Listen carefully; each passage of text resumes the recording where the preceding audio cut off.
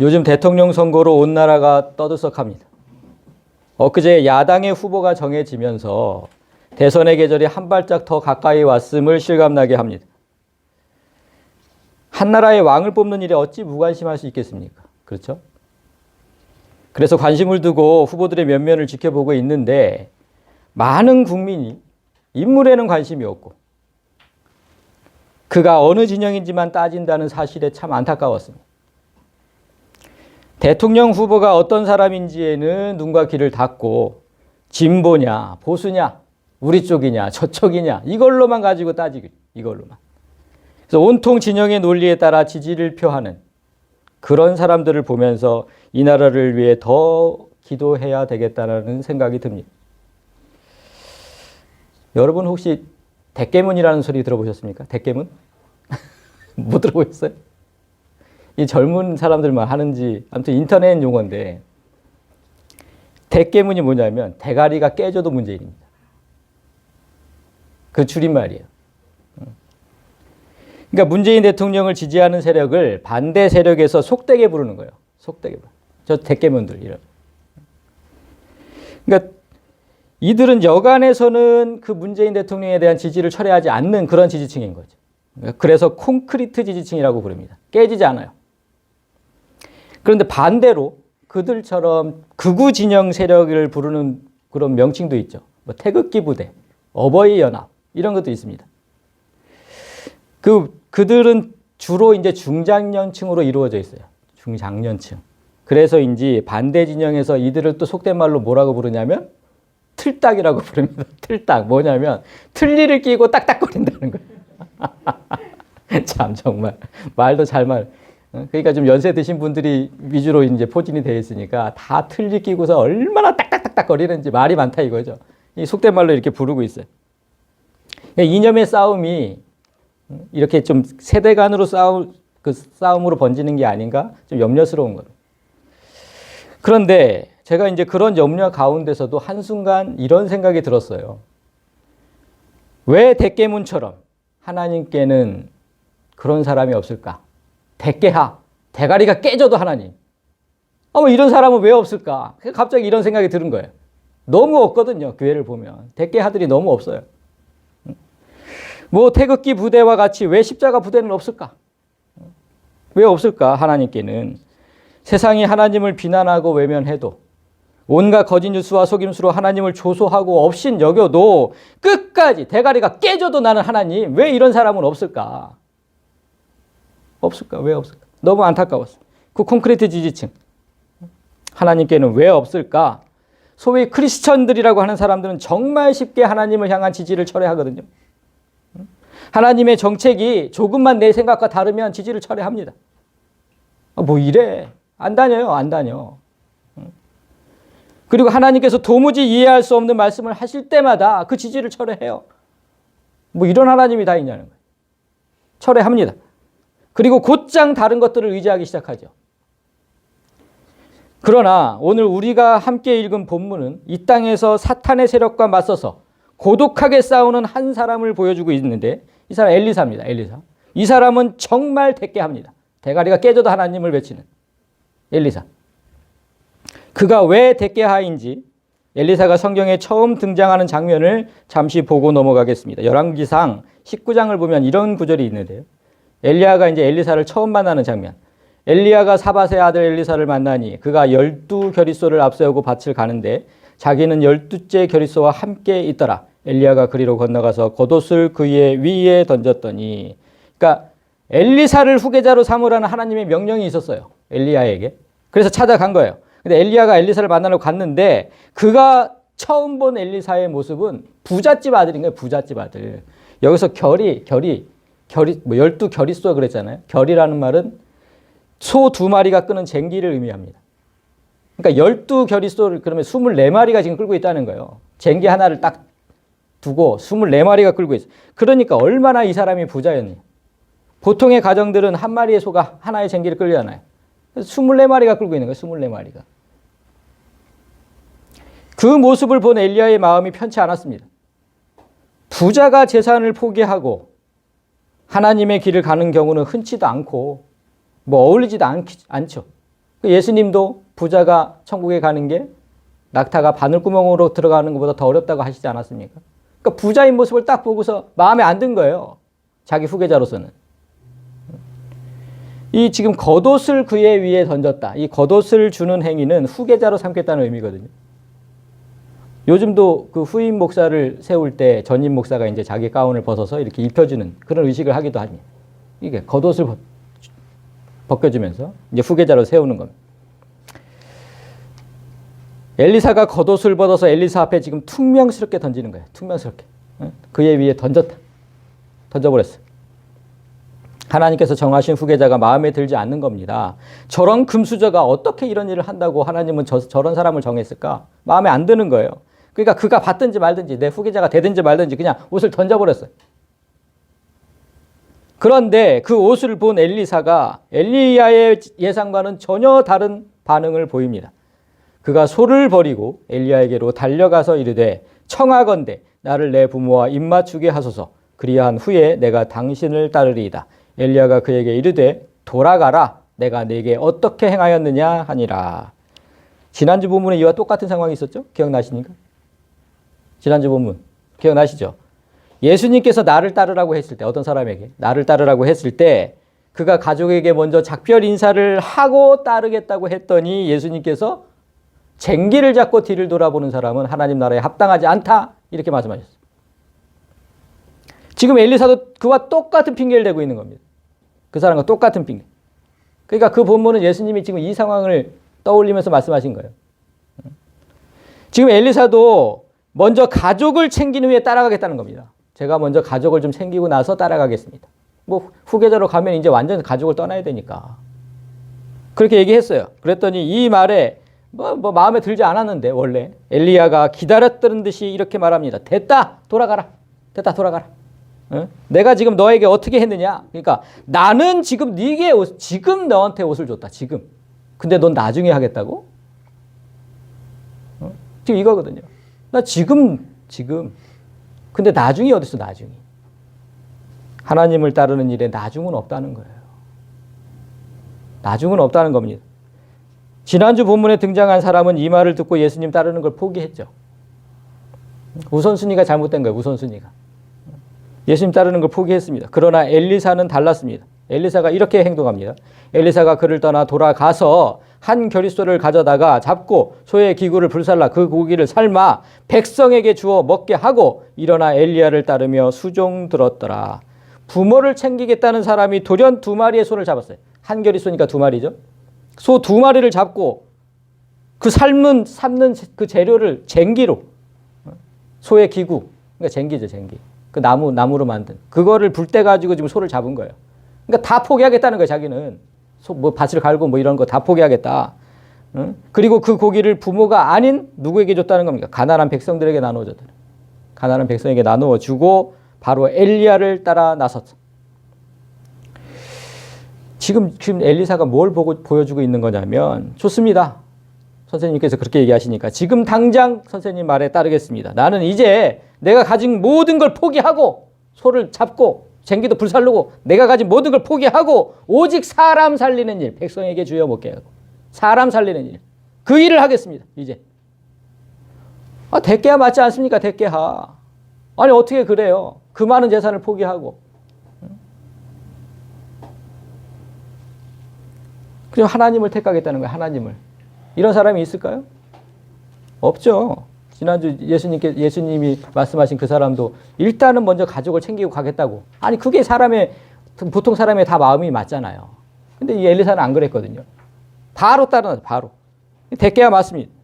그러니까 오늘 본문의 첫 장면은 엘리야가 죽은 뒤에 엘리사가 처음으로 행한 이적을 설명하는 본문인데 그의 결심대로 지금 이 결심대로 사람을 살리는 기적이 나오고 있습니다. 사람을 살리는 기적. 이 결심대로 하고 있어요.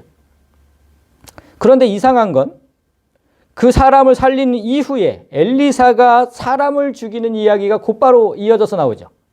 우리가 읽은 본문은 그렇게 2단락으로 되어 있습니다. 사람 살리는 이야기, 사람을 죽이는 이야기. 자신을 놀렸다는 이유만으로 그 아이들이라고 써 있잖아요. 작은 아이들을 저주해서 곰이 나와 찢어 42명을 죽였다. 너무나 이 끔찍한 얘기가 지금 소개가 되고 있는데 성경은 지금 왜 이런 구조를 만들었을까요? 성경은 왜 사람을 살리고 나중에는 사람을 죽이고 그것도 아이들을 이해가 할 수가 없는 거죠. 사람을 살린 선지자가 바로 끔찍한 살인 사건을 저질렀다. 그것도 아이들을 참으로 이해할 수 없는 성경. 우리는 이제 이 이해할 수 없는 사건을 해결하기 위해서 사건의 며칠 전으로 좀 거슬러 올라가야 됩니다. 왜 이런 일이 벌어졌는지. 사건의 며칠 전으로 거슬러 올라가 봅시다. 자, 2장 1절을 보면 여호와께서 회오리 바람으로 엘리야를 하늘로 올리고자 하실 때에 엘리야가 엘리사와 더불어 길갈에서 나가더니, 그러니까 며칠 전에, 이 사건이 일어나기 며칠 전에 엘리야가 이제 승천할 날이 다가오자 길을 떠납니다. 근데 지금 길갈에서 나갔다 그랬잖아요. 이 길갈은 지금 뒤에 넘겨진 4장을 보시면 그 길갈에 선지자 학교가 있었다고 증언을 합니다. 그러니까 오늘날 신학교 같은 거예요, 신학교. 그 길갈에 신학교가 있었다. 근데 교육생 수도 그 당시에 100여 명이나 됐다는 거예요. 신학생 수가 100여 명이 지금 길갈에서 공부를 하고 있었다. 그런 내용이 4장에 나옵니다. 이 학교를 떠날 때에 지금 엘리야랑 엘리사랑 그 학교에 있었던 건데 그 학교를 떠날 때 엘리야는 배웅 나온 엘리사에게 이제 혼자 가겠다고 말합니다. 엘리야가 엘리사에게 이르되 청하건대 너는 여기 머물라. 여호와께서 나를 베델로 보내시느니라. 자, 여기서부터 내가 혼자 갈게. 넌 여기 있어라. 이렇게 얘기했어요. 근데 지금 하나님께서 어디로? 베델로. 이 베델도 선지 학교가 있는 곳입니다. 신학교가 있는 곳이. 이 베델도. 마치 바울이 죽기 전에 교회를 쭉 돌아다녀 보았듯이 그걸 마지막으로 이제 행했던 행적인데 바울의 행적. 엘리야의 마지막 행적도 이 선지 학교를 돌아보는 겁니다. 신학교를 돌아보는 거. 하나님께서 나를 그곳으로 보내니까 너는 이곳에 있어라. 이렇게 말했는데 엘리사가 이 말을 듣지 않아요. 엘리사가 이르되 여호와께서 살아계심과 당신의 영혼이 살아있음을 두고 맹세하노니 내가 당신을 절대로 떠나지 아니하겠나이다 하는지라. 이에 두 사람이 함께 베델로 내려갔다. 너무나 강력하게 말하니까 엘리야가 허락한 겁니다. 여호와께서 살아계심을 두고 이렇게 강력하게 얘기하니까 허락해요. 그리고 같이 베델로 내려가서 그곳에서 공부하던 선지 교육생들을 만납니다. 신학생들을. 그들이 엘리사에게 와서 이렇게 얘기를 합니다. 베델에 있는 선지자의 제자들이 엘리사에게로 나와 이르되 여호와께서 오늘 당신의 선생을 당신의 머리 위로 데려가실 줄을 아시나이까? 혹시 그 사실 아십니까? 그러니까 엘리사가 나도 또한 아노니 너희는 잠잠하라 하니라. 지금 이들도 엘리야가 지금 오늘 하늘로 올려진다는 사실을 알고 있습니다. 선지자 제자들이라서 그런지 아무튼 알고 있어요. 그런데 이 사실을 알면서도 지금 세상을 떠나가는 엘리야를 걱정하는 게 아니라 엘리사를 걱정하고 있는 거예요. 엘리사를. 뭡니까 지금? 엘리야를 따라다니다가 너도 같이 들어 올려지면 어떡하려고 그렇게 바짝 붙어서 따라다니느냐. 하나님께서 언제 들어 올리실지도 모르는데. 이제 거리두기를 하라는 거예요. 좀 거리를 둬라, 거리를. 이 사실 알아? 좀 거리를 둬야지. 이제 제정신이냐? 이러는 거예요. 이 말에 엘리사가 나도 잘 아니까 더는 말하지 마라. 더는 말하지 마. 단호하게 말합니다. 단호하게. 그리고 이런 패턴이 지금 3장인데 6절까지 계속해서 반복이 돼요. 이런 패턴이. 그냥 쭉 읽겠습니다. 이거는. 엘리야가 그에게 이르되 엘리사야 청하건대 너는 여기 몰라. 지금 베델에 또 머물라고 하니까 여호와께서 나를 여리고로 보내시는다. 이제는 베델에서 여리고로 보내신대요. 그러니까 엘리사가 이르되 여호와께서 살아계신가 당신의 영혼이 살아있음을 두고 맹세하노니 내가 당신을 떠나지 아니하겠나이다. 똑같은 패턴이 이어지죠. 그리고 또 여리고로 같이 가요. 여리고에 있는 선지자의 제자들이 똑같이 또 얘기해요. 엘리사에게 나와 이르되 여호와께서 오늘 당신의 선생을 당신의 머리 위로 데려가실 줄 아시나이까 하니 이르되 나도 또한 아노니 너희도 잠잠하라 하니라. 똑같은 패턴. 엘리야가 또 엘리사에게 이르되 청하건대 너는 여기 머물라. 자, 여호와께서 나를 요단으로 이제 여리고에서 또 요단으로 보내신대요. 하니 그가 이르되 여호와께서 살아계신과 당신의 영혼이 살아있음을 두고 맹세하노니 내가 당신을 떠나지 아니하겠나이다 하는지라. 이에 두 사람이 함께 가니라. 자, 지금 어떻게 됐냐면 지도로 보여드리는 거예요. 처음에 길갈에서 나왔죠? 이 길갈에서 나와서 베델로 갔어요. 베델에서 똑같은 일이 벌어졌고 베델에서 또 여리고로 왔어요. 베델에서 또 여리고에서 똑같은 일이 또 벌어진 거예요.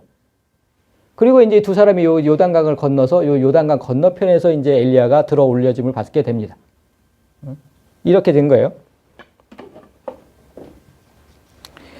그러니까 베델에서 여리고, 여리고에서 요단, 행선지가 바뀔 때마다 성경은 똑같은 얘기를 지금 반복하고 있는 거예요. 제가 성경에 뭔가를 반복하면 뭐라 그랬습니까? 뭔가 중요한 얘기를 한다는 거예요. 지금 중요한 얘기를. 지금 성경 한 권에 지금 몇천 년의 역사를 다 기록해야 되는데, 그 귀한 공간에다가 뭔가 반복했다는 거는 정말 귀한 얘기를 한다는 거예요. 그 뭐 때문에 이 반복을 하셨을까? 뭐 때문에? 진정한 하나님의 사람과 무늬만 하나님의 사람을 지금 잘 보라는 거예요. 대조시켜서. 선지자들이 될 사람들이잖아. 그러니까 지금 목사 후보생들이라고. 목사 후보생들. 똑바로 알라는 거예요. 진짜 목사가 될 사람과 가짜 목사가 될 인간들을. 그거 지금 보여주는 거예요. 죽음을 불사하고 하나님의 사람과 동행하는 사람이 있는가 하면 지 죽을까 봐, 반대로 지가 죽을까 봐 두려워서 철저하게 거리두기를 하는 그런 사람들을 잘 보라는 겁니다. 다음 절을 볼까요? 선지자의 제자 50명이 가서 멀리 서서 바라봐. 멀리 서서. 그 두 사람이 요단가에 서 있더니 정말 완벽한 거리두기를 하고 있죠. 완벽한 거리두기. 그러면서 요단가에 서 있는 엘리야와 엘리사를 지켜보고 있어요. 본문의 엘리사도 지금 선지 교육생 신분이에요. 똑같은 거예요. 똑같아. 이들하고 50명하고. 신분과 위치는 같지만 이렇게 다르다는 사실을 좀 보라는 거예요. 이렇게 다르다. 그때나 오늘날이나 죽음을 두려워하는 자들이 왜 목회자의 길을 가려고 하는지 저는 알 수가 없는 거예요. 죽음이 그렇게 두렵습니까? 성령 시대에 사는 우리는 이 육체적 죽음이 끝나면 영원한 삶이 기다리고 있음을 너무나 잘 압니다. 성경을 통해서 너무나 잘 알아요. 그런데 정작 죽음이 닥치면 성도들 대부분이 다 두려워하죠. 이 땅에서의 삶은 너무나 짧고 너무나 허무하고 그런 사실도 다 알고 이 땅에서의 비록 고난의 길을 갈지라도 그 다음 생은 이 땅과는 비교도 할 수 없는 영광의 삶이 기다리고 있음도 잘 알면서도 믿지는 않는 겁니다. 이렇게 아는 것과 믿는 건 정말 다른 겁니다. 그냥 알아요. 다 알아. 근데 믿어지진 않는 거예요. 그러니까 겁을 내는 거예요. 죽음을. 특히 본문의 선지 교육생들처럼 이 목회자들은 솔직하게 가슴에 손을 얹고 생각해 봐야 돼요. 정말 내가 육체적 죽음을 두려워하고 있는지 아닌지. 그 죽음이 두렵다면 자신은 믿음이 1도 없음을 시인하고 그 목회자 그거 포기해야 되는 거예요. 그거. 믿음이 1도 없는 거예요. 그거는. 믿음은 뭐라 그랬습니까? 히브리서. 보이지 않는 것들을 보는 거라 그랬습니다. 보이지 않는 것들을 보는 것. 다음 생이 우리 눈에 안 보이죠. 근데 믿음은 보여요. 믿으면 보인다고. 다음 생이 보이는 사람은 이 목숨이 하루라도 빨리 끊어지길 소망합니다. 제발 좀 빨리 좀 끝났으면 좋겠다. 이 목숨이. 봤거든. 어떤 나라인지. 그런 영안도 열려있지 않으면서 성도에게 무슨 권면을 어떻게 하겠습니까? 무슨 천국을 얘기하겠습니까? 그 사람이. 그만둬야 되는 그만둬. 죽음이 그렇게 두려우면. 지금 이 똑같은 거 이 사람 50명. 자신이 요단강 건너편에 서 있는 선지 교육생들과 같지 않은지 정말 돌아봐야 돼요. 지금 이 가짜들이 지켜보고 있는 가운데 엘리야가 마지막 이적을 선보입니다. 엘리야가 겉옷을 가지고 말아 물을 치매 물이 이리저리 갈라지고 두 사람이 마른 땅 위로 건너니라. 이제 요단강을 건너는데 기적이 일어나죠. 강이 갈라지고 홍해가 갈라졌듯이. 자, 건너서 엘리야가 엘리사에게 이르되 나를 내게서 데려감을 당하기 전에 내게 어떻게 할지를 보아라. 그러니까 엘리야가 마지막으로 엘리사에게 소원 하나를 얘기하라고 합니다. 내가 올라가기 전에 소원 하나를 얘기해라. 그러니까 엘리사가 소원을 얘기하는데 당신의 성령이 하시는 역사가 갑절이나 내게 있게 하소서 이렇게 얘기를 합니다. 이 구절을 가지고 또 이 빨간 구절 지난주에도 해석을 잘못해가지고 예수님을 막 그냥 인정머리 없고 예의도 없는 그런 사람으로 만들었던 사람들이 이 말도 너무나 잘못 해석하는 거예요. 그냥 있는 그대로 해석한 거예요. 성령의 역사가 그러니까 내가 성령의 역사를 당신보다 2배나 잘할 수 있도록 이렇게 해석을 해버린 거예요. 그렇게 글씨만 읽어서는 그건 누가 뭐 해석을 못합니까? 그걸 해석이라고 하는 거예요. 그걸.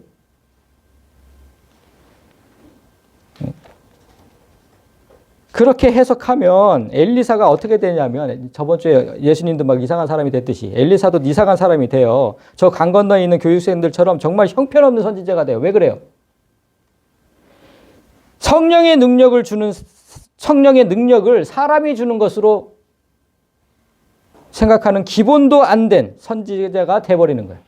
기본도 안 돼. 성령의 능력을 사람이 줍니까? 하나님이 주시잖아요. 근데 지금 이거 지금 사람에게 구하고 있잖아요. 그렇게 해석하면 안 되는 거예요. 지금 엘리사가 사람에게 구한다는 그거 아니에요. 그거 성령의 능력을 구하는 게 아니라고 지금. 또 그렇게 해석하면 이제 곧 세상을 떠나는 스승에게 내가 당신보다 뛰어난 능력자가 되게 해달라고 부탁하는 거잖아요. 싸가지 없는 거예요. 이제 곧 하늘로 올라갈 스승 앞에서 소원을 말하라니까 내가 당신보다 뛰어난 사람이 되게 해주세요. 이게 말이 됩니까? 이렇게 해석하면 안 돼요. 성령의 능력을 2배로 달라고 이렇게 해석하는 사람들이 그래서 엘리사가 엘리야보다 2배로 기적을 행했다.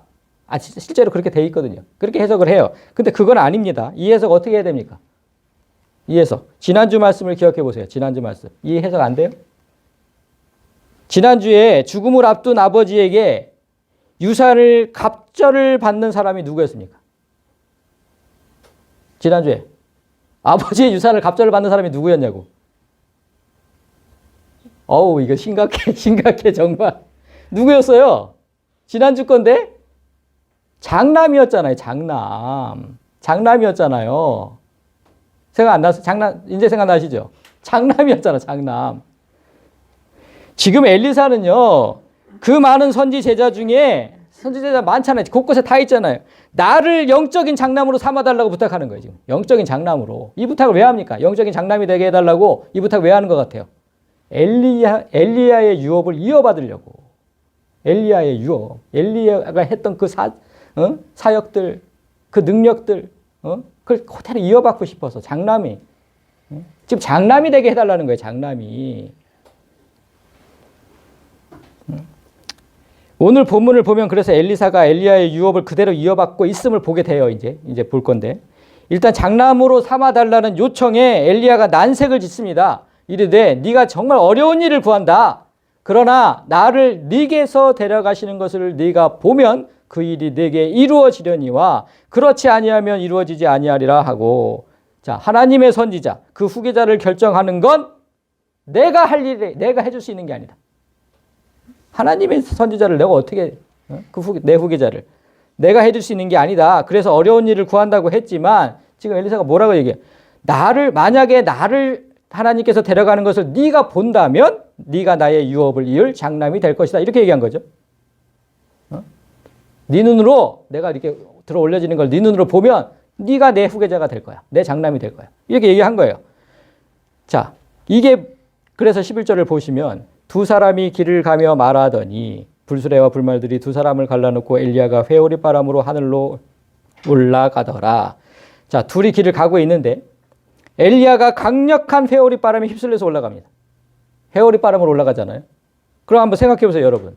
사람을 들어 올릴 만한 회오리 바람이에요. 근데 둘이 나란히 가고 있어요. 근데 어떻게 한 사람만 들어 올려주고 한 사람은 남아있냐고. 그렇게 강력한 회오리 바람인데. 그래서 하나님이 지금 어떻게 하셨다는 거예요? 불수레와 불말들로 두 사람을 갈라놨다는 거잖아요. 지금 엘리야의 이 말이 딱 맞아 떨어지고 있는 거예요. 하나님께서 이렇게 역사하시면 네가 내 장남이 될 거야. 이 얘기를 한 거예요, 이 얘기를. 그래서 하나님의 뜻이 이렇게 확실하게 나타났습니다. 하나님의 뜻이. 그러니까 하나님의 뜻은 이렇게 하나님이 하시는 일로 확인을 해야지. 자기 멋대로 생각하지 말고 하나님이 하신 일로 확인하면 돼.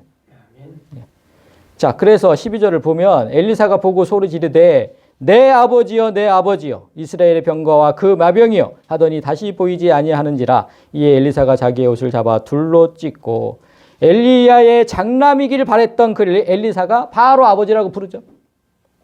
나는 장남이 되고 싶었는데 바로 아버지라고 부릅니다. 그리고 엘리야가 이스라엘의 힘이었음도 인정합니다. 이스라엘의 병거와 그 마병이여. 그러니까 엘리야가 이스라엘의 힘이었다. 그 다 인정합니다. 그리고 친아버지가 돌아가신 것처럼 옷을 잡아 찢으며 울부짖었다. 친아버지가 돌아가신 것처럼. 그러니까 엘리야를 향한 엘리사의 진심이 드러나고 있는 거죠. 진짜 아버지처럼 생각한 거죠. 엘리야의 몸에서 떨어진 겉옷을 주워 가지고 돌아와 요단 언덕에 서서 엘리야의 몸에서 떨어진 그의 겉옷을 가지고 물을 13, 14절 둘 다 지금 강조하고 있는 건 엘리야의 몸에서 떨어진 겉옷이죠. 아니 이게 왜 강조가 돼요? 생각해 보세요. 회오리 바람에 한 사람은 남기고 한 사람은 들어 올려졌는데 거기서 또 엘리야가 입었던 그 겉옷은 휩쓸려 가지 않고 거기 떨어졌다는 거예요. 바람에 날아가지 않고 그 겉옷이. 너무 신기하잖아요 이게. 그러니까 하나님께서 하신 일이죠. 이거 후계자를 상징한다 그랬잖아요. 겉옷이. 그 후계자를 상징하는 겉옷을 날아가지 않고 엘리사 앞에 툭 떨어뜨리는 하나님의 네가 후계자라. 네가 후계자. 하나님의 뜻이 이렇게 확실하게 나타났잖아요. 이렇게 하나님이 하신 일로 보는 거예요. 하나님의 뜻은. 그 옷을 주어서 엘리사가 이렇게 외칩니다. 엘리야의 하나님은 어디 계십니까? 엘리야의 하나님 여호와는 어디 계십니까? 하고 그도 물을 치매 물이 이리저리 갈라지고 엘리사가 건너니라. 아니 지금 뭐 자기를 이제 자기가 하나님께서 자기를 이제 선지자로 세우셨으면 나의 하나님 뭐 이렇게 해야 될 것 같은데 엘리야의 하나님을 찾죠. 엘리야 하나님, 그죠? 나의 하나님 감사합니다 뭐 이렇게 하는 게 아니라 엘리야 하나님을 찾아요. 왜? 지금 자신을 엘리야의 후계자로 세우심에 감사하는 거예요. 엘리야의 후계자로 세우심에 감사하고 이제 자신이 엘리야의 유업을 이어받았음을 만천하에 알리고 있는 거예요. 만천하에. 엘리야의 하나님이 나의 하나님. 맞은편 여리고에 있는 사람들이 보고 있으니까. 맞은편 여리고에 있는 선지자의 제자들이 그를 보며 말하기를 엘리야의 성령이 하시는 역사가 이제 엘리사 위에 머물렀다 하고 가서 그에게로 나아가 땅에 엎드려 그에게 경배하고 자격 미달 선지 교육생들인데 자격 미달 그들이 엘리사가 공식적으로 엘리야의 승계자가 되었음을 인정하죠. 인정합니다. 그리고 그 앞에 엎드려 절을 그 앞에 엎드려 엘리사 앞에 엎드려서 절을 하고 있어. 그들의 눈에는 그러니까 뭐만 보인 겁니까? 기적만 보인 거예요. 엘리사도 막 그냥 이게 쳐가지고 요단강에 갈라졌잖아요. 그것만 보이는 거예요. 그것만. 와우! 엘리야의 역사가 이제 엘리사에게 왔다. 그것만 보이고 그 기적을 행하는 사람만 보일 뿐 지금 뭐가 안 보이는 겁니까? 이들의 눈에는. 10계명 중에 첫 번째 계명 나 외에는 그 누구에게도 경배하지 말라는 안 보이는 거죠. 이 짓을 하고 있는 거예요. 이 짓을. 사람에게 땅에 엎드려서 경배를 하고 있는 거예요. 이 선지 교육생들이 목회자 후보생들이 이걸 하고 있는 거예요. 얼마나 한심합니까? 얼마나. 그리고 더 한심한 행동을 이들이 어떻게 하는지 보십시오. 그에게 이르되 당신의 종들에게 용감한 사람 50명이 있으니 그들이 가서 당신의 주인을 찾게 하소서. 염려하건대 여호와의 성령이 그를 들고 가다가 어느 산에나 어느 골짜기에 던지셨을까 하나이다. 이게 진짜 이건 정말 하나님을 능멸하는 얘기예요. 진짜 하나님을 능멸. 그러니까 하나님이 어디다가 엘리야를 떨어뜨렸을지도 모르니까 가서 찾아야 되겠다. 아니 가서 찾아야 한다. 정말 하나님을 무시하는 언행이죠. 이거는. 이런 말을 선지 후보생들이 했다는 사실에 정말 놀랄 수밖에 없는 거예요. 그럼 하나님이 그럼 엘리야를 들어 올린 게 죽이려고 들어 올리신 거예요? 어디다 떨어뜨리다니. 이게 무슨 말입니까 이거. 그러니까 엘리사가 가지 말라고 하죠. 보내지 마라. 찾을 필요 없다. 하나님이 하실 일을 분명히 알고 있으니까. 그런데도 말을 듣지 않죠. 무리가 그로 부끄러워하도록 강청함에 아주 강력하게 요청한 거예요. 당신은 뭐 선생님이 걱정도 되지 않습니까? 어쩌고 막 그냥 엘리사가 부끄러워하도록 강청함에 그래서 할 수 없이 보내요. 그러니까 그들이 50명을 보냈더니 사흘 동안을 찾되 발견하지 못하고 엘리사가 여리고에 머무는 중에 무리가 그에게 돌아오니 엘리사가 그들에게 이르되 내가 가지 말라고 했지 않냐. 이렇게 하면서 오늘 본문 전까지예요. 이게 오늘 본문 전까지. 이렇게 제가 한심한 사람들의 얘기를 길게 해야만 했던 이유는 오늘 본문 해석 때문에. 오늘 본문 해석 때문에. 전혀 이해가 되지 않잖아요. 막 그 엘리사가 했던 일들. 그 해석 때문에 지금 이렇게 한심한 자들을 길게 보여준 겁니다. 자, 이제 오늘 본문을 보겠습니다. 그 성읍 사람들이 엘리사에게 말하되 우리 주인께서 보시는 바와 같이 이 성읍의 위치는 좋으나 물이 나쁨으로 토산이 익지 못하고 떨어지나이다. 그러니까 여리고 성의 위치는 정말 좋죠. 막 골짜기 꼭대기에 이렇게 위치해 있기 때문에 적들의 공격에 방어하기도 쉽고 또 요단강이 또 가까이 있어요. 바로 옆에 가고 요단강이. 그러니까 얼마나 살기도 좋고 진짜 위치는 좋아요. 그런데 물이 나빠서 토산이 익지 못하고 떨어진대요. 이게 무슨 말? 물의 전문가이신 집사님께 여쭤보고 싶은데. 이거 원어로 보면 지금 이 토산이 떨어진다고 했는데 이 토산이라는 단어가 원어로 보면 하아레츠라고 해서 그 땅입니다. 땅. 그러니까 무슨 뜻이냐면 물이 나빠서 땅이 나빠졌다 이 뜻이. 물이 나빠서 땅이 나빠졌다. 땅이 나빠져서 땅으로부터 나온 모든 것들이 떨어진다 그 뜻이거든요. 여기서 그래서 우리가 알아봐야 될 거는 떨어진다라는 단어예요. 떨어진다가 무슨 뜻이냐. 샤콜, 히브리어로 샤콜, 일타, 여의다 이런 뜻입니다. 그러니까 땅에서 나온 것들. 우리 사람도 땅에서 나온 겁니다. 흙으로 만들어졌잖아요. 땅에서 나온 것들, 즉 식물의 열매뿐만 아니라 사람의 자식들까지도 잃어버린다는 거예요. 물이 나빠서. 이 상황이 벌어지고 있다는 거예요. 지금 일타, 여의다, 이 샤콜, 이 단어가 어디에 쓰여 있는지 한번 볼까요? 내 형의 분노가 풀려 내가 자기에게 행한 것을 잊어버리거든 내가 곧 사람을 보내어 너를 거기서 불러오리라. 어찌 하루에 너희 둘을 잃으랴. 누가 한 말입니까? 야곱 아니고. 예? 야곱의 아버지? 아닙니다. 이거 누가 할까요? 누가 했을까요, 이 말? 리브가 어머니니까 맞추시는 거야. 리브가가 한 말이에요. 어? 지금 에서를 속여가지고 지금 막 분노를 하니까 에서가 빨리 피해라, 빨리 피해. 그러니까 내가 사람을 보내 너를 거기서 불러올 때까지 피해라. 하루에 너희 둘, 에서와 야곱 둘을 어떻게 내가 잃겠느냐. 그러니까 사람을 잃겠다는 표현. 여기 지금 일타, 여기서 지금 샤콜 똑같이 이 단어가 쓰인 거예요. 그러니까 사람을 잃을 때도 이 단어가 쓰인다는 거죠. 따라서 지금 여리고 사람들은 물이 오염돼서 먹을거리뿐만 아니라 자녀들까지도 잃고 있다는 거죠. 자녀들까지도. 그곳에 선지교육생 50명이 있었잖아요. 그런데도 그 사람들은 해결하지 못했어요. 단 한 사람도 이 문제를 해결하지 못하고 지금 엘리사에게 이 문제를 갖고 온 거예요. 자식까지 죽고 있으니 얼마나 심각합니까 이게. 엘리사에게 이르되 새 그릇에 소금을 담아 내게로 가져오라 하매 곧 가져온지라. 자, 오염된 것, 썩은 것 이거 방지하는 데 소금이 특효죠. 오염되고 썩은 것. 그래서 바다에도 소금이 있는 거잖아요. 오염되고 썩지 말라고. 오염되지 않은 새 그릇에, 새 그릇. 그러니까 오염되지 않은 새 그릇에 오염을 막는 소금을 담아와라. 이건 하나의 퍼포먼스죠. 진짜로 소금 때문에 그렇게 된 건 아니겠지만 퍼포먼스를 하는 겁니다. 자, 21절에 엘리사가 물 근원으로 나아가서 소금을 그 가운데에 던지며 이르되 여기서 이게 퍼포먼스라는 게 나타나죠. 여호와 하나님께서 하셨다는 거죠. 하나님께서 소금에 했다는 게 아니고 여호와의 말씀이 내가 이 물을 굳혔으니 이로부터 다시는 죽음이나 죽음, 사람의 죽음이나 열매 맺지 못함이 없을지니라 하셨느니라 하니 소금을 물이 시작되는 곳에 던졌어요. 물이 시작된 곳에. 그러니까 생명의 근원에 던졌어요. 그러니까 이 오염된 물이 깨끗하게 됐음을 하나님이 이름으로 선포를 해요. 하나님 이름으로. 죽음이 깃든 땅에 지금 무슨 얘기냐면 이게 죽음이 깃든 땅이잖아요. 사람이 죽고 있잖아요. 그 죽음이 깃든 땅에 생명수 누굽니까? 생명수 예수 생명수 되시는 예수 그리스도를 지금 선포하고 있는 거예요. 지금 성경은요 이런 게 참 선지자라는 거예요. 이런 게 참 목자라는 거예요. 참 목자. 교회 안에서 예수 그리스도, 생명수 되시는 예수 그리스도를 성도 한 사람 한 사람에게 선포하는 일이 그게 목사가 할 일이지 여기 서서 딴소리를 하면 그건 목사가 아닌 거예요. 자기 얘기하고 자기 주장하고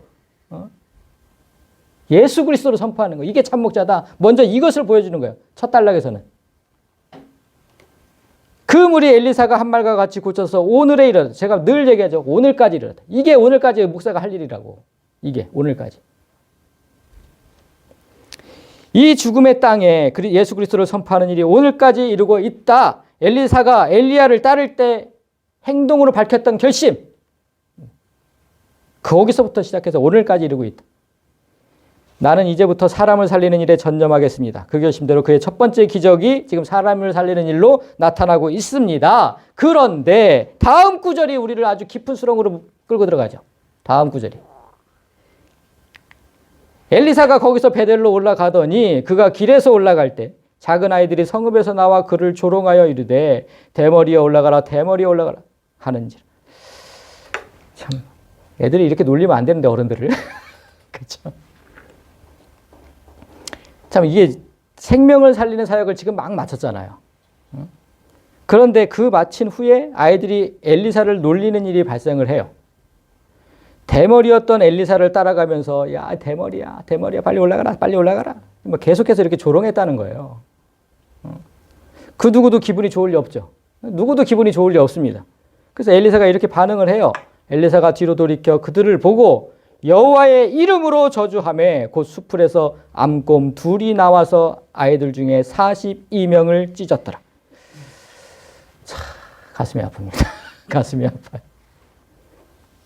조금 전까지도 생명을 살리는 사역을 했던 엘리사가 아무리 기분이 나빴다 하더라도 하나님의 이름으로 지금 아이들을 저주하고, 그죠? 하나님의 이름으로 아이들을 저주하고, 그러자 암콤 2마리가 나와서 어린애들을 찢어 죽였다. 와우. 진짜 와우네, 와우. 정말 말 같지도 않은 사실을, 이거 어떻게 받아들여야 할까요? 이것 때문에 많은 사람들이 고민을 하거든요. 이거 어떻게 해석을 해야 될까? 이걸. 자, 이 믿기지 않는 사건을 풀기 위해서 이제까지 엘리야와 엘리사의 행적을 길게 살펴본 거예요. 그 막 거짓 선지자들하고. 형사가 어떤 사건을 해결할 때 어떻게 하냐면 그동안 어떤 일이 있었는지 당사자의 행적을 조사하거든요. 그거 똑같이 지금 우리 다 그렇게 한 거예요. 자, 이제 우리가 이제까지 봐왔던 그것을 기억하면서 이제 봅니다. 여기에서 먼저 이 구절에서 먼저 우리가 풀고 가야 할 게 있는데 이 번역의 아쉬움입니다. 번역의 아쉬움. 여기 번역의 아쉬움이 숨어져 있어요. 23, 여기 지금 작은 아이들 있잖아요. 작은 아이들. 작은 아이들 이렇게 해석해 놓으니까 마치 67살 되는 작은 아이들처럼 생각되잖아요. 그죠? 뭐 많이 먹어야 뭐 초등학교 1, 2학년 뭐 이렇게. 작은 아이들은 그런 아이들인 거죠. 이렇게 번역을 해 놓으니까 우리가 멘붕에 빠지는 거예요. 그런데 원어로 살펴보면 먼저 작은 아이 중에 아이 있잖아요. 아이. 아이라고 번역된 단어를 먼저 보겠습니다. 나르라, 나르. 근데 이 단어가 아이, 소년, 젊은이까지도 쓰이는 단어. 젊은이까지도. 자, 어떻게 쓰였는지 볼까요? 열고 그 아기를 보니 아기가 우는지라 그가 그를 불쌍히 여겨 이르되 이는 히브리 사람의 아기로다. 누굽니까? 모세죠. 자, 모세. 갈대 상자에 담긴 아기 모세죠. 아기 모세. 그러니까 지금 아기가 빨간 단어. 이게 바로 이게 나르 이렇게 쓰였어요. 그러니까 아기가 맞죠? 그런데 정말 또 다른 구절을 보면 왕이 요압에게 이르되 내가 이를 허락하였으니 가서 청년 압살롬을 데려오라 하니라. 건장한 청년 압살롬이거든요. 근데 똑같이 이 단어가 쓰였어요. 나으르. 청년에도. 아기에도 쓰이고 청년에도 쓰이고. 지금 이 구절 다말을 성폭행했던 암논을 죽이고 도망쳤던 압살롬을 다윗이 용서하면서 이제 데려오라고 하는 장면이잖아요. 그러니까 분명히 청년이 맞거든요. 이때 그 건장한 청년 압살롬에게 같은 단어를 썼다. 그러면 지금 이 나르라는 단어만으로는 엘리사를 조롱했던 무리가 어린아이인지 청년인지 알 수 없다는 거예요. 이 단어만으로, 나르만 갖고는. 아하, 그럼 또 여기서 또 하나가 좀 들어가야 되죠. 뭔가가 확실하게. 다행히도 이 단어의 바로 앞단어. 자, 작은 아이들. 아이는 지금 풀 수가 없어요. 그럼 작은이라고, 작은이라는 단어. 여기서 지금 이 나으르는 풀 수 없으니까 자, 작은이라는 단어를 보면 카탄, 작은, 하찮은, 쓸모없는 이런 단어, 이런 뜻의 단어. 이 단어에서 단서를 찾을 수가 있는 거예요. 그러니까 어떤 사물이나 존재가 너무 작아서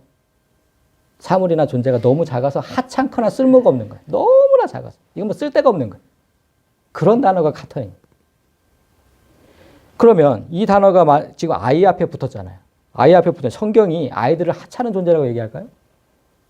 하나님 말씀이 아이들을 하찮은 존재라고 얘기했겠냐고. 그건 아니죠. 근데 예수님이 아이들을 얼마나 사랑하셨는데. 그건 아니죠. 그럼 뭡니까?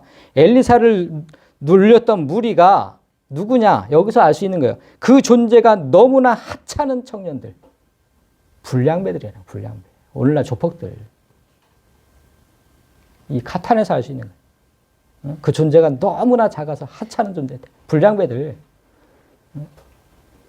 그러니까 조폭 수십 명이 엘리사를 둘러싸고서 지금 오늘날 조폭 수십 명이 엘리사를 둘러싸고서 야 대머리 너도 빨리 올라가. 너도 빨리 올라가. 이게 무슨 뜻이냐면 뭐 단순히 길을 올라가라는 게 아니에요.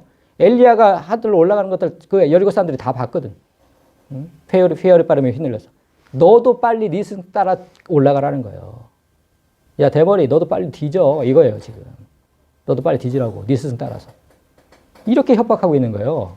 지금 이 구절은. 그러니까 지금 앙꿈 2마리가 찢은 숫자가 42명이라고 했잖아요. 아까. 여기 42명. 42명을 찢어주겠다 그랬잖아요. 그러면 적어도 50명의 불량배가 다 죽였다는 게 아니니까 50명 이상이 되는 불량배가 몰려서 엘리사를 지금 죽이겠다고 협박한 거거든요. 어린애들이 놀린 것에 분노해서 어린애들을 죽인 그런 한심한 선지자가 아닌 거예요. 조폭 50명이 지금 죽으라고 위협하고 있다니까 여러분. 그럼 어떻게 하겠어요? 그런 상황에서 엘리사가. 하나님의 이름으로 정당방위를 한 거죠. 하나님의 이름으로. 이거 지금 하나님의 여호와 이름으로. 여기서 지금 저주하다 그랬어요. 저주하다. 저주하다는 단어, 이것도 지금 번역을 이렇게 해놔서 그렇죠. 보면요. 저주하다는 단어가 칼날입니다. 칼날. 하찮다. 이것도 저주가 아니죠. 하찮다, 시시하다, 보잘것없다 이런 뜻이거든요. 근데 우리 성경으로 그냥 번역을 저주하다라고 해놓은 거지. 이런 단어예요. 카탄, 아까 지금 이 카탄의 뜻과 비슷하잖아요. 이거랑 비슷하잖아요. 뜻이. 그러니까 그 인생이, 사람의 인생이 하나님 앞에 너무나 필요한 자들을 하나님께서 똑같이 대하셨다는 거예요. 똑같이. 그 인생을. 정당방위인 거죠. 정당방위. 지금 하나님의 선지자를 죽이려고 한 거거든요. 정당방위예요. 정당방위. 이렇게 하지 않았으면 엘리사가 죽었을 거예요. 엘리사. 뭐 어떻게 당해냅니까? 그 50명의 불량배들을. 그런데 여기서 앙콤 2마리가 공격했다 그랬잖아요. 앙콤 2마리가. 그 사실도 의미가 있어요. 앙콤을 출현시킨 그 사실도. 성경이 곰을 어떻게 얘기하는지. 성경에서 곰을. 성경은요, 아주 자주 곰을 이렇게 표현합니다. 그들은 들에 있는 곰이 새끼를 뺏긴 것 같이 격분하였고, 그러니까 새끼를 뺏긴 곰이 아주 난폭하다는 거예요.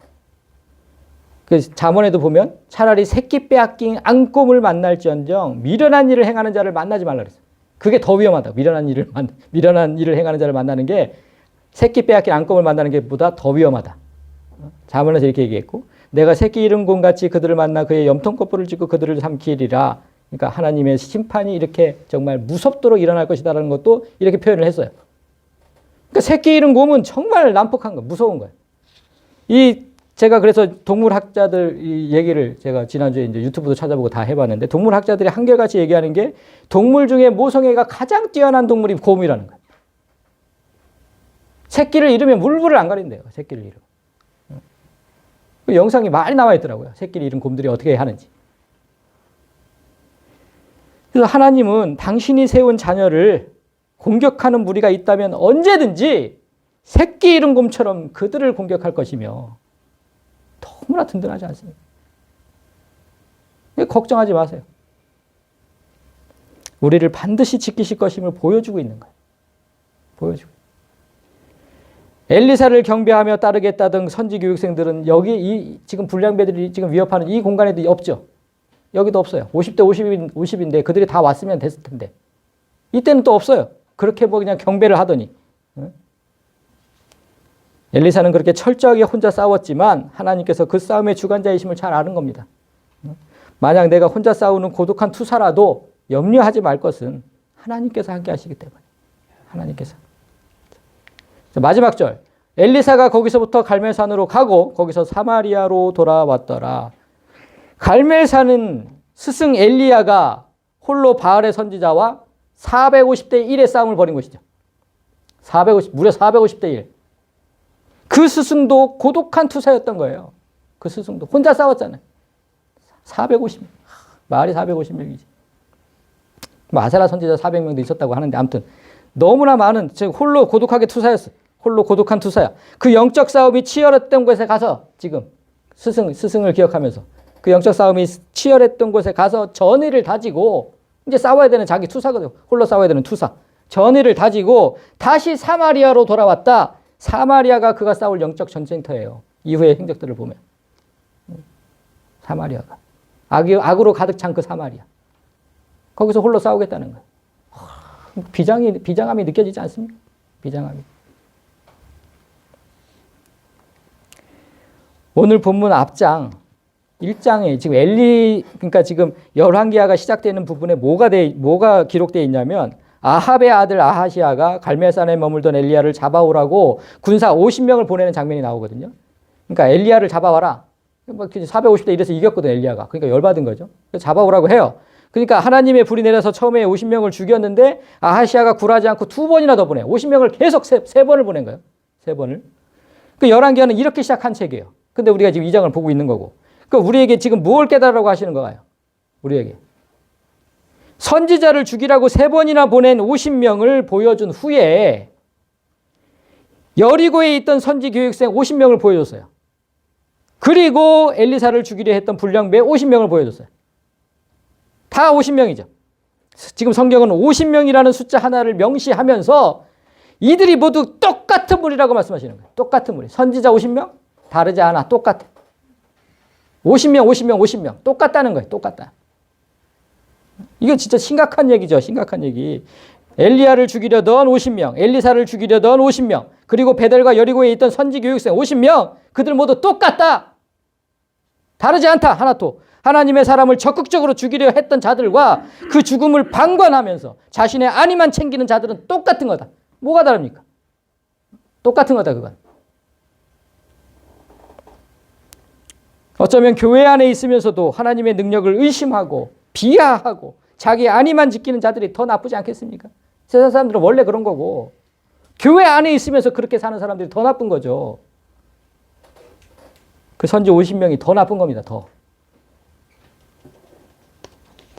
말씀을 맺겠습니다. 여러분, 세상에는 대깨문도 있고 태극기 부대도 있고 교회 안에는 대깨하는 물론 십자가 군기를 달고 끝까지 행진하는 이들이 너무도 없다고 지금 성경이 탄식하면서 우리에게 얘기하시는 거예요. 어떻게 맨날 혼자입니까? 엘리야도 혼자, 엘리사도 혼자. 선지 교육생들이 있으면 뭐합니까? 혼자라니까 애들. 성도 여러분, 마지막으로 제가 속된 말 한 번만 더 하겠습니다. 대가리가 깨져도 하나님. 대가리가 깨져도 하나님. 이거 좀 하자니까, 이거 좀 하자. 하나님께는 사람이 없어요. 사람이 없다고. 제가 기도할 때마다 하나님께 듣는 얘기예요. 사람이 없다고. 나한테는 사람이 없다.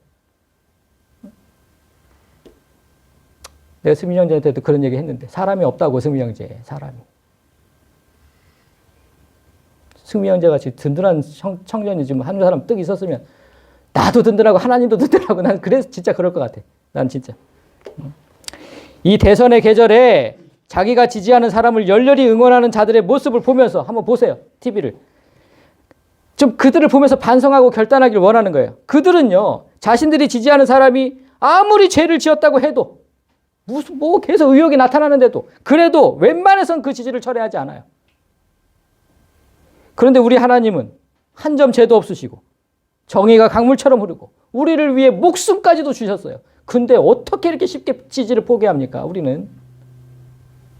그들은 그렇게 콘크리트 지지층이 있는데 왜 이 교회에는 없냐고요. 너무 슬프잖아, 하나님은. 저는 비록 나 혼자 싸우는 고독한 투사가 된다고 해도 아니 지금 제가 여기서 하는 설교를 가지고 동생 목사들이 막 걱정을 하더라고요. 너무 다른 목사들 너무 저거 하는 거 아니냐고. 그러다가 제가 다치면 어떻게 할 거냐고. 걱정 없어요. 저는 혼자 싸우는 고독한 투사가 된다고 해도 하나님을 포기하지 않겠습니다. 전 진리를 전하는 것에 포기하지 않겠어요. 제발 제가 여러분에게 부탁드리는 건 이 행렬에 동참해달라는 거예요. 이 행렬에. 우리가 사는 이 세상이 어떻게 변할지 기대하면서 끝까지 좀 하나님을 지지해 주십시오. 끝까지. 오늘 보았던 엘리사처럼 오직 하나님의 영광을 위하여 달려가는 여러분이 되시길 진심으로 소망합니다.